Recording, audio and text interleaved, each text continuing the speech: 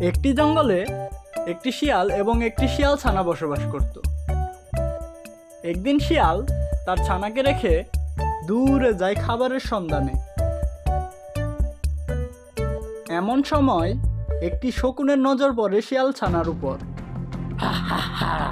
হয়তো একটা শিয়াল ছানা দেখা যাচ্ছে, আজকে আমি ওকে শিকার করব।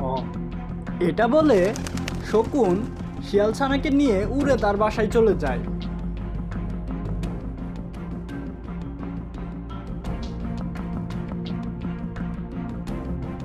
কিছুক্ষণ পর শিয়াল তার বাড়িতে এসে তার ছানাকে খুঁজতে থাকে, কিন্তু সে কোথাও তার ছানাকে খুঁজে পায় না। সে তার ছানাকে খুঁজছিল। এমন সময় একটি টুনি পাখি এসে শিয়ালকে বলে, শিয়াল ভাইয়া, তোমার ছানাকে তো দেখলাম ওই দুষ্টু শকুন ধরে নিয়ে যাচ্ছে। বলিস কি রে টুনি, আমার এখনই শকুনের বাড়ি যেতে হবে। এটা বলে শিয়াল শকুনের বাড়ির দিকে রওনা হয়।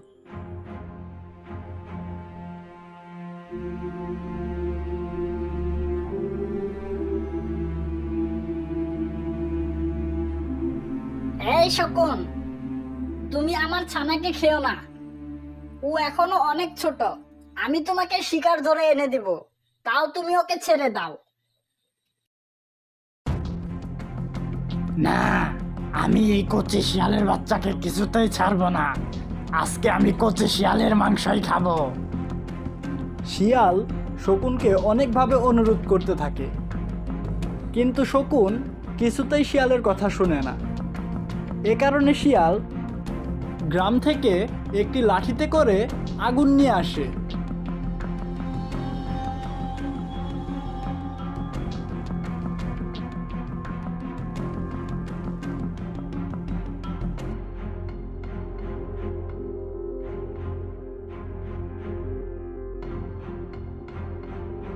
এই দুষ্টু শকুন, এখনই আমার ছানাকে নিচে নামিয়ে দে, নয়তো আমি তোর বাসা পুড়িয়ে দিব, তোকেও পুড়িয়ে মেরে ফেলবো। এরপর শকুন শিয়ালের কথায় অনেক ভয় পেয়ে যায় এবং শিয়াল ছানাকে নিচে নামিয়ে দেয়। এরপর থেকে শিয়াল আবার তার ছানাকে নিয়ে সুখে শান্তিতে বসবাস করতে থাকে।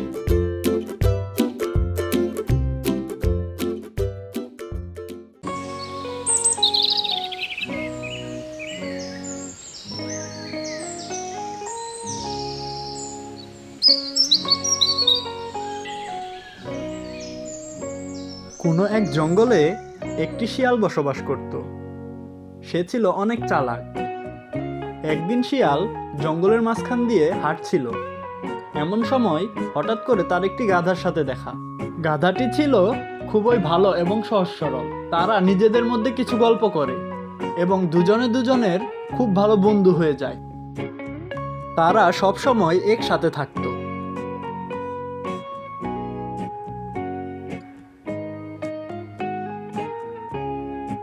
একদিন শিয়াল লক্ষ্য করলো গাধার খুব মন খারাপ। সে গাধাকে জিজ্ঞাসা করলো, কি গো বন্ধু, আজকে তোমার এত মন খারাপ কেন? আর বলো না বন্ধু, আমাদের জঙ্গলের প্রায় সকল খাবারই শেষ হয়ে এসেছে। কোথাও খাবার খুঁজে পাচ্ছি না, এই কারণেই আমি চিন্তিত। ও, এই ব্যাপার। আমি থাকতে তোমার কিসের এত চিন্তা? চলো দূরে কোথাও যাই খাবারের সন্ধানে, দেখি কোথাও খাবার পাই নাকি। এটা বলে গাধা এবং শিয়াল খাবারের সন্ধানে বেরিয়ে পড়ে।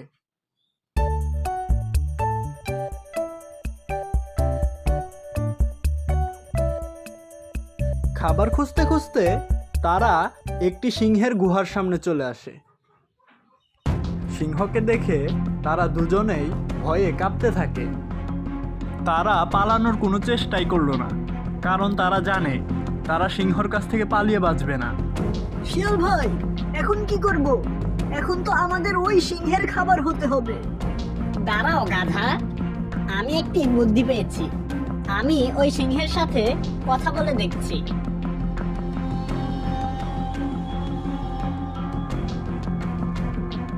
সিংহ মহারাজ, আমি আপনার অনেক বড় ভক্ত। আপনি তো আমাদের রাজা, এই কারণে আমি আপনার জন্য একটি উপহার নিয়ে এসেছি। ওই তো দেখছেন একটি গাধা, ওইটাই আপনার উপহার। উপহারটি নেওয়ার আগে আপনি আমাকে কথা দিন যে আপনি আমাকে এখান থেকে যেতে দিবেন। ওরে শয়তান, এই ছিল তোর মনে? না, আমাকে এখনই এখান থেকে পালাতে হবে। কি হলো মহারাজ, বলুন আপনি রাজি কিনা? আমি তো রাজি, কিন্তু কোথায় গাধা?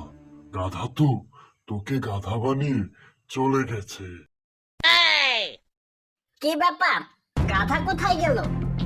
না, এখন আর আমার বাঁচার কোনো উপায় নেই। এখন আমাকে সিংহের খাবার হতেই হবে। অন্যের জন্য গর্ত খুঁড়লে সেই গর্তে নিজেকেই পড়তে হয়।